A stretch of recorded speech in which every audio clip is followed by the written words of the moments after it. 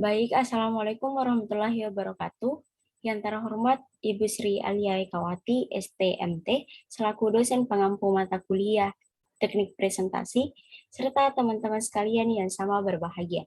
Nah, pada kesempatan kali ini, izinkanlah saya, Sri Herawati, dengan NIM D10-12-11-030 dari Departemen Teknik Perencanaan Wilayah dan Kota Fakultas Teknik Universitas Hasanuddin tahun 2021. Insya Allah pada kesempatan kali ini saya akan membawakan suatu materi yang berjudul permukiman kumuh atau slum area.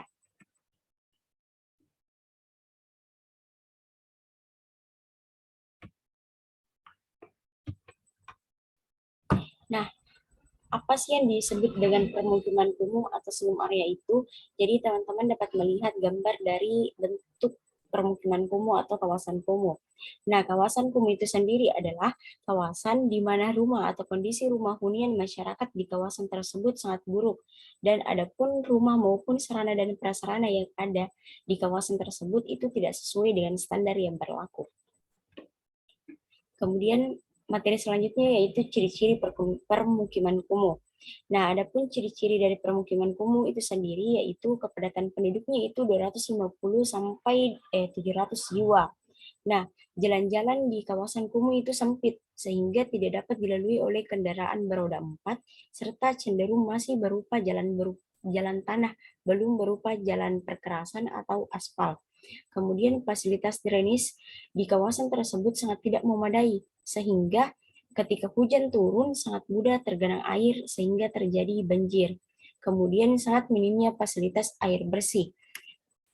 Bahkan masyarakat di sana hanya menggunakan air sumur dangkal serta membeli air berupa air kalengan. Kemudian minimnya fasilitas pembuangan.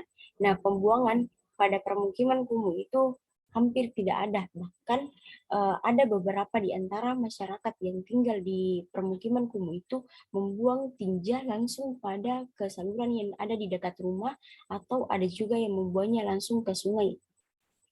Seperti yang kita lihat pada gambar, kan daerah rumah di permukiman kumuh itu dekat dengan sungai sehingga ada beberapa warganya itu langsung membuang tinja atau kotoran itu di aliran sungai.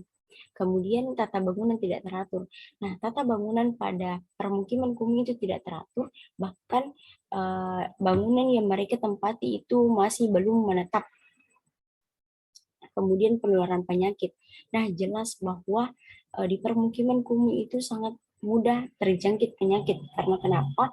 Mereka membuang sampahnya itu secara sembarangan dan pola hidupnya itu tidak sehat sehingga sering terjadi penyakit dan pasti penularan penyakit itu sangat tinggi. Kemudian pemilikan hak lahan ilegal.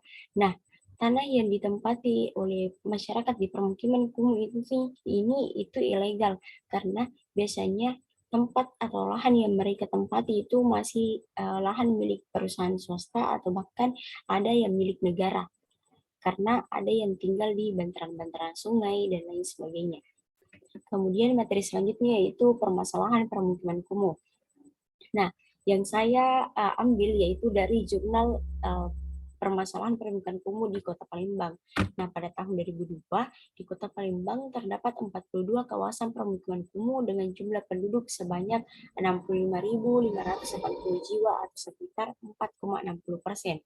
Nah, 5 tahun kemudian, yaitu pada tahun 2007, jumlah kawasan kumuh itu bertambah menjadi 47 kawasan dan ditempati oleh sekitar 72.780 jiwa, atau dalam bentuk persennya yaitu 5,02% dari total penduduk.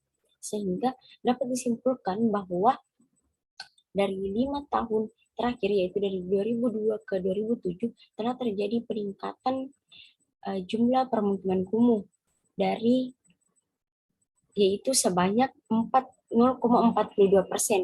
dalam bentuk persennya. Jadi kita sebagai seorang pendengar harus memikirkan bagaimana cara mencegah permukiman kumuh yang ada di Indonesia untuk beberapa tahun ke depannya.